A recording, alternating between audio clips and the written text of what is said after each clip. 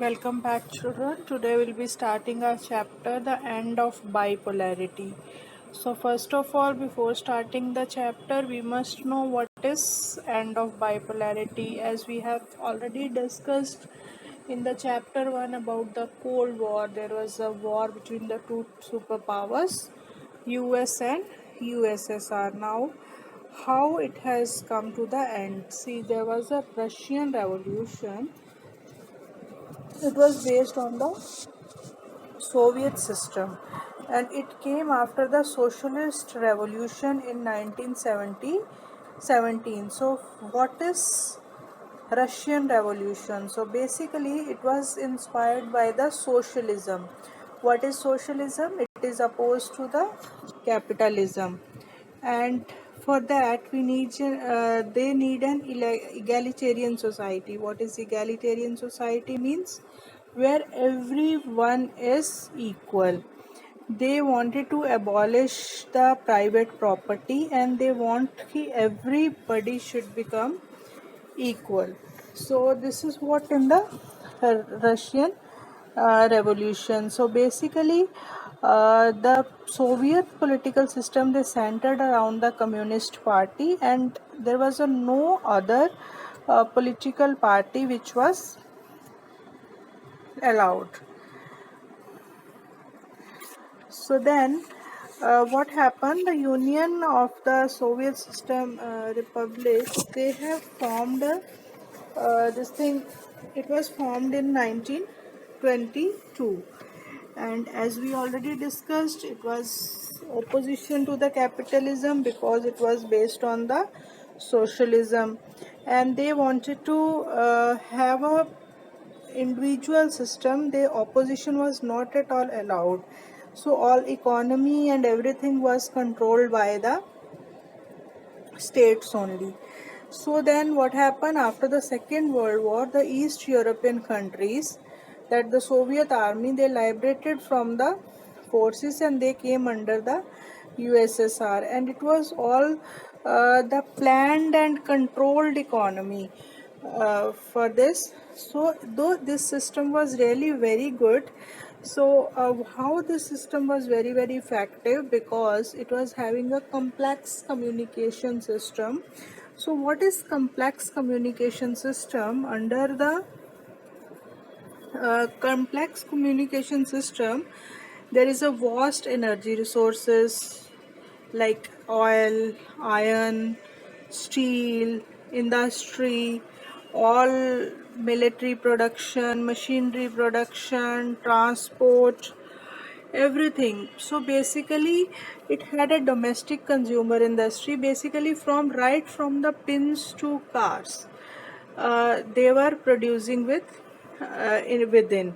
So all the citizens of the country, they were getting the benefit, including they were ensuring that key minimum standard of living is there for all the citizens. Like government was subsiding with the basic society like health, education, child care, other facilities. There was no unemployment.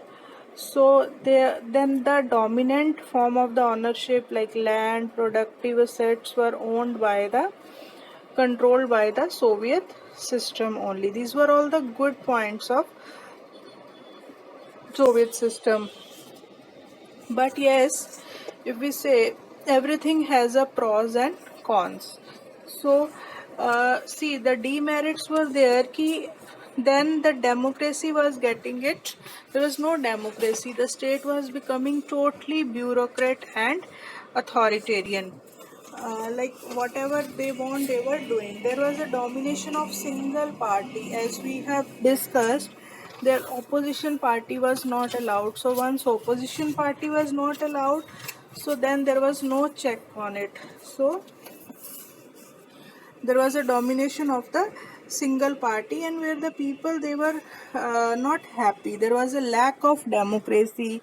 There was no freedom of speech to the people. So then most of the Soviet, again they were this thing, there was unaccountable. So like people, they refused to recognize the urge to the people from the different parties. So then the Russia people from neglected, they said ki we are neglected and we are getting it, we are not getting, we are getting it suppressed. So then the Soviet Union, it was unmanaged to match the US from time to time, but at the great cost. There was a like they were there was a inferior in technologies also. They lagged behind the West in technology infrastructure. It was most importantly in fulfilling the political or economic aspirations of the citizens. So these were all the things which make the Soviet system weak. So then Michael Gorbachev, then he thought, he was a general secretary of Soviet Communist. In 1985, he sought to reform this system. He thought the system should be reforms with the USSR and abreast to the information and technology revolution. So what he thought, he decided to normalize the relation with the West democratic and reform the Soviet Union. That had neither he nor any intended to anticipate it. So people in the East European countries which were part of the Soviet bloc started to protest against their own government and Soviet control. So what happened? So these developments were there. So then this thing Gorbachev, he did not wanted so much of disturbance. So basically he formed a two this thing policies. One is Glasnost, another one is Perestroika.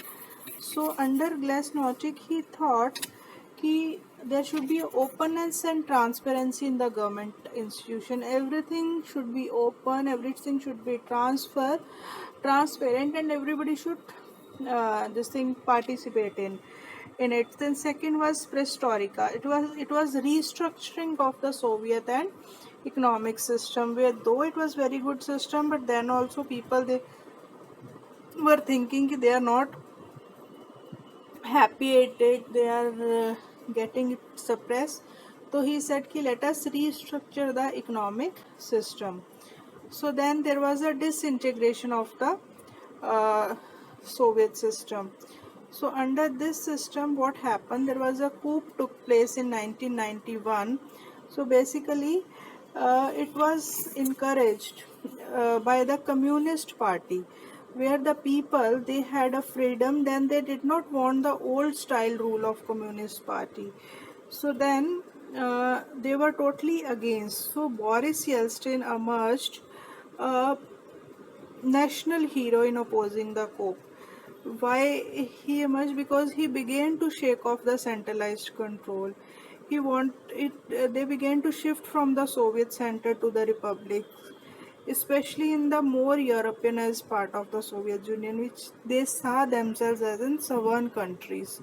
So then the Central Asian republics did not ask for the independence and wanted to remain with the Soviet Federation. So in 1991, under the leadership of Yeltsin, Russia, Ukraine, Belarus, and the major republics of the USSR declared the Soviet Union banned. So capitalism and democracy was adopted on the basis of the post-Soviet republics. So then Soviet Union was also disbanded. So then there was a Commonwealth of Independent States. It was after the disintegration of the Soviet Union. So basically the Russia was the one who was accepted as a successor of the Soviet Union. So then, but what was the reasons for the disintegrations? Why did Soviet Union disintegrate? Basically there was a economic stagnation. Like there was no doubt that internal weakness of Soviet political economic institution was there, which failed to meet the aspirations of the people. They were responsible for the collapse of the system. There was an economic stagnation which led to the severe consumer shortage, and large section of the society began to doubt. So then the Soviet Union used much of its resources in a nuclear and military, and the development of the satellite states in Eastern Europe within Soviet system Asia. But then also it led to huge economic burden that the system could not cope up. So then ordinary citizen also became very knowledgeable about the West economic advancement, and they could see the disparity of the system. So then the system was very expensive, and it was very unaccountable, and administrative system was also not transparent. There was a corruption also, there was a no transparency, center was the only authority. And then the whatever the promises were made by the Gorbachev, people, they were having lot of hopes from it, but they were not getting that this thing benefits. Their aspirations were not fulfilled. They were again, and they were disappointed. So then these were the reasons. So then one more view is this ki nationalist argues and feelings are very much part of it. So then okay, now the system is disintegrated, but what was the results of the consequences of the disintegration? There was a end of Cold War confrontation, like there was a ideological dispute whether the socialist system would beat the capitalist system. Was not an issue anymore, because the dispute had engaged the military of two blocs, and it had triggered a massive arm race and accumulation of the nuclear powers, which led to the existence of military blocs. And then there was the end of the confrontation. Then there was a one unipolar word means like the world politics changed therefore. So then the ideas, institutions, the end of the Cold War left the remaining superpower would dominate and create a unipolar system. Different countries or groups of countries could become important player in the international system, thereby bringing in a multipolar system where no one power could dominate. So as it turned out, the US became a sole superpower, and it backed by the power and prestige of the US. So capitalist system, like there was a World Bank, there was a International Monetary, and then there was a emergence of the new countries also. Like all these countries had their own independent aspirations and choices. So then after that, what happened? There was a one shock therapy. What is shock therapy? This is also very, very important. Basically, shock therapy, it is a transition from authoritarian socialist system to the democratic capitalist system in Russia, Central Asia and Eastern Europe. And this was influenced by the World Bank, and IMF came to be known as a shock therapy. Like, what is the features of the shock therapy now? The features of the shock therapy, like there was a total shift to capitalism, which already we have discussed. There was a drastic change. The complete private ownership was to be dominant pattern. Privatization of state assets and corporate ownership patterns were to be immediately brought. Collective farmers were to be replaced by the private farming and capitalism in agriculture and the state control. They ruled out alternate on third way other than state controlled socialism on capitalism. And then the shock therapy also involved a drastic change in the external orientation of these economies. There were new developments, there were new trade system, there was a sudden and complete switch to free trade, which was considered essential. There was a foreign direct investments also, open to foreign investment also. There was a transition also, system was also changed. Then, what was the consequences of the shock therapy?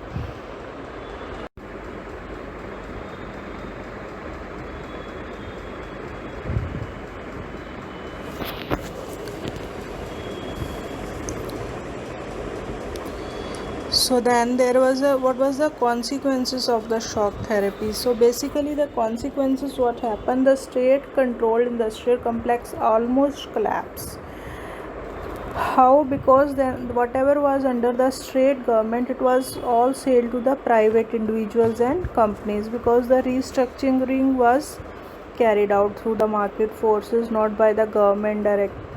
So then there was the largest garage sale in the history, as the valuable industries were undervalued. There was a high inflation rate. The value of the ruble almost declined. The rate of inflation was so high that people lost all their saving. The collective farm system disintegrated. There was a not even a food security to the people.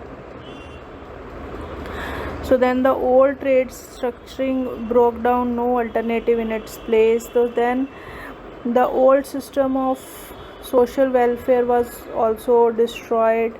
So then the middle class were pushed into periphery of the society. Then there was a mafia system emerged in this, controlling many of the economic activities. Privatization led to the new disparities. Then there was a construction of democratic institution was not given same attention and priority. So few of the president, they started having their own authorities, their own power, and most of these economy, especially Russia, started reviving in 2000, and then 10 years after the independence. The reason for revival for most of their economic was the export of natural resources like oil, gas, minerals, and other countries have gained because of the oil pipelines that have crossing their country. How is the India's relation with the USSR? Though India had maintained very good relation with all the post-communist countries, but the strong relations are still those between India and Russia. India and Russia are an important aspects of India's foreign policy. Indian Russian, they are embedded in the history of trust and common interest, and are matched with the popular perception. So they both have shared a multipolar world, dream of multipolar world. So then the political India stands to benefit from its relationship with Russia on over the Kashmir issue, energy supplying, sharing information on international terrorists, access to Central area, balancing its relation with China. Russia stands to benefit for the relationship because India is the second largest arm for Russia. This is the reason. And then the cultural, there was always, we can say, the Hindi films were popular in USSR as well. So then India had also maintained a very good relation with post-communist countries. India and Russia's relations are still strong. As we have discussed, there was a strong multipolar system. Kashmir के लिए there was energy supply, access to Central Asia, balancing its relation, nuclear energy plans, scientific projects, all these things are there. So India is the second largest arm